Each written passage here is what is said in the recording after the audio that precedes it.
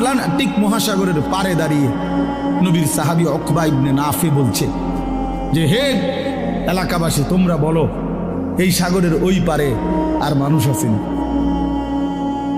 তখন জনবাসী, এলাকাবাসী বলছে, ওই সাগর তো অথই সাগর, আমাদের পূর্বপুরুষ থেকে কারো জানা মতে এই সাগরের ওই পারে মাটিও নাই, মানুষ তো ভর ঘর, এ তো অথই সাগর, এর কোনো কুল কিনারা নাই।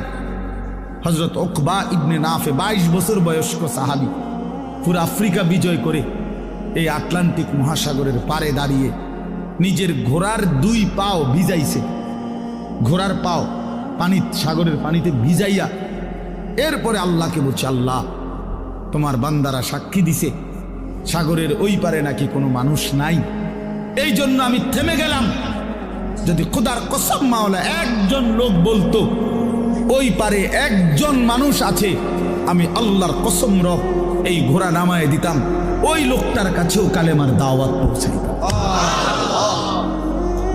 একজনের জন্য আমি সাগর পাড়ি দিতে রাজি আছি, কিন্তু কেউ তো বলে না আর কোনো লোক নাই, এজন্য থেমে গেলাম। এই ছিল জিন্দেগি বন্ধু।